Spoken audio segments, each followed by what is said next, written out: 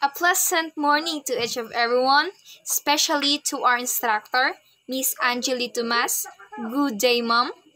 It is another day to tackle about the continuations of biography of prominent Filipino. And now, let's start. Kapag naririnig natin ang tandang Sora, una natin naiisip ay si Melchora Aquino, isa sa mga tumulong sa katipunan ni Andres Bonifacio. Pero bukod doon, ano pa ba ang nangyari sa buhay ni Melchora Aquino? So halina't sagutin na natin ang mga tanong na itinatanong dito sa Reading in Philippine History. Bago natin talakayin ang nagawa ni Melchora Aquino para sa katipunan, balikan muna natin ang kanyang kabataan. Ipinanganak si Melchora Aquino sa Barrio Banlat, Balintawak, Caloocan, kasalukuyang bahagi ng Quezon City. Ang Balintawak noong January 6, 1812. Ang kanyang mga magulang ay sina Juan at Valentina Aquino. May malawak na sakahan ang kanyang mga magulang na naipamana sa kanya sa araw na iyon. Tandaan, may sakahan sila Melchora Aquino at may kaya sila.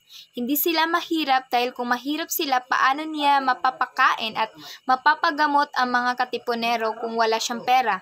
Noong bata pa si Melchora Aquino at hindi pa siya kilala bilang Tandang Sora, at tuwing Flores de Mayo siya ang gumaganap na Reyna Elena ng Santa Cruzan.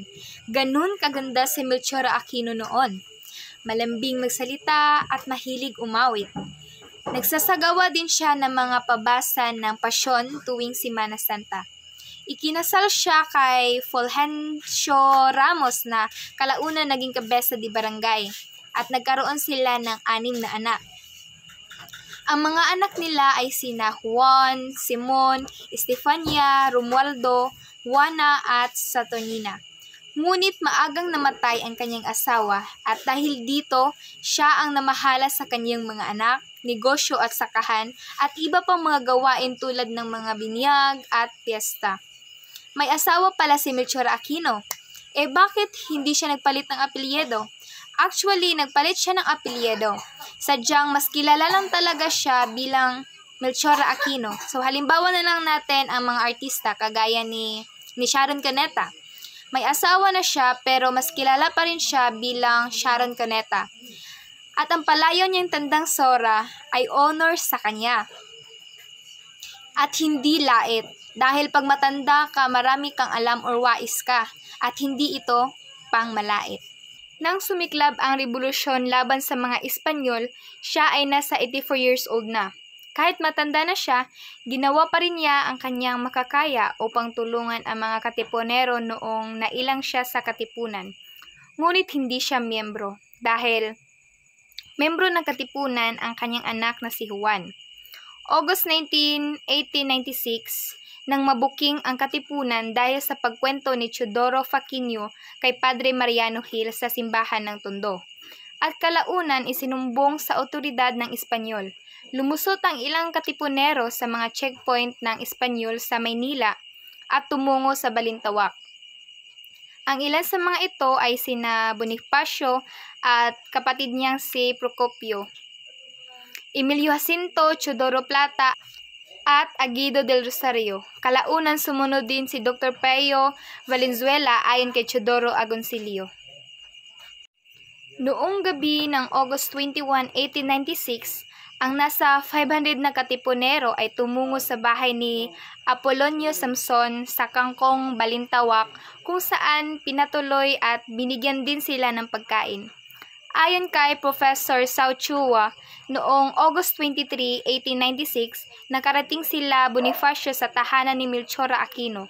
Pinatuloy ni Melchora Aquino ang mga katipunero sa kanyang tahanan at pinabukas niya ang mga kamalig or storage house ng mga bigas at nagpakatay ng mga hayop. At noong August 24, 1896, ang 500 na katipunero ay kalaunan naging 1,000 sa kanyang tahanan. Nasaksihan ni Melchora Aquino sa kanyang bahay sa sitio Golod, Barrio Banlat, ang pagbunit ng sidula ng katipunero pati na rin ang paghalal kang Andres Bonifacio bilang pangulo ng pamahalaang revolusyonaryo. Nagbigay siya ng mga pagkain, gamot at pinatuloy sa kanyang tahanan ang mga katipunero. Kaya nga siya tinawag na ina ng katipunan o ang ina ng balintawak. Karoon ng labanan sa kanyang bahay kung saan natalo ni Andres Bonifacio ang Espanyol na si Teniente Ros. Pinayuhan ni Andres Bonifacio na tumakas si Melchor Aquino at tinawid niya ang daan papuntang Novaliches kahit na maulan ito.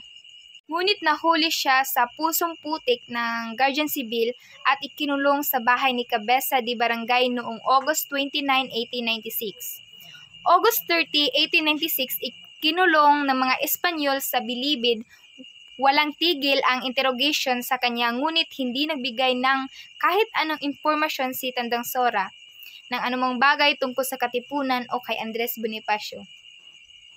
Ayon sa isang sources, ikinulong muna siya sa isang kumbento sa Novaliches papuntang Cuartel de España sa Intramuros bago sa Bilibid.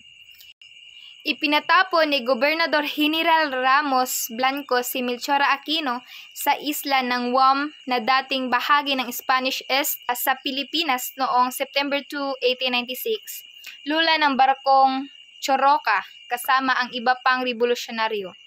Mananatili siya sa Guam sa loob ng 7 taon at nagtrabaho siya sa isang Don Hostodong kanoong February 26, 1903.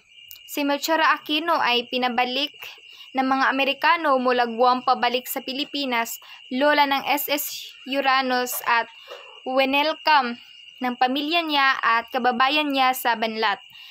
1898 nagtapos ang Spanish Empire sa pagpirma ng Treaty of Paris. Patay na ang imperyo ng mga Espanyol, ngunit buhay na buhay pa si Melchor Aquino.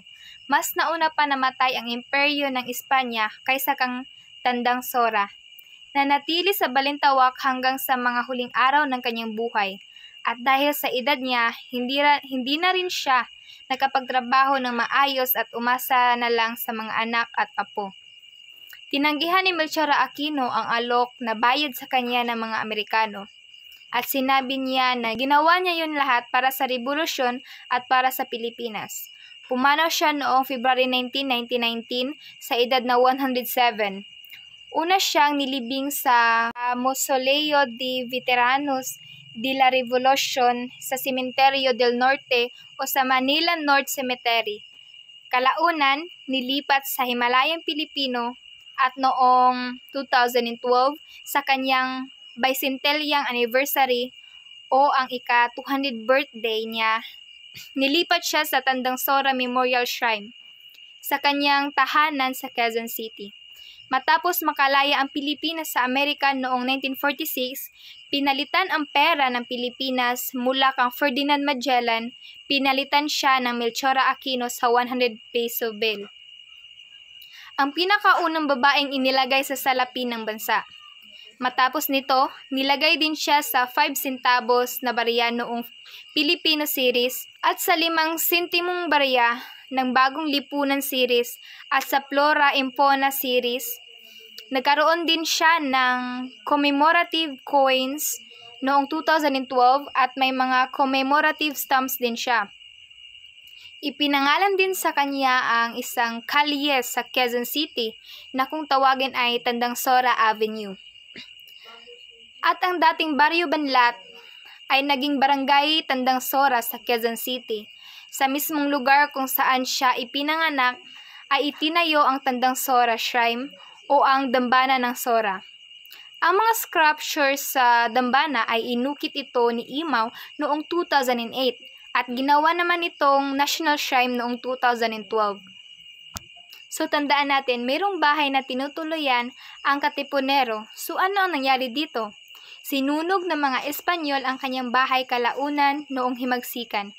Ngunit kung pupunta kayo sa kanyang dambana, makikita pa rin natin ang ilang orihinal na kagamitan ng kanyang bahay, particular na ang kagamitan sa pagsasaka.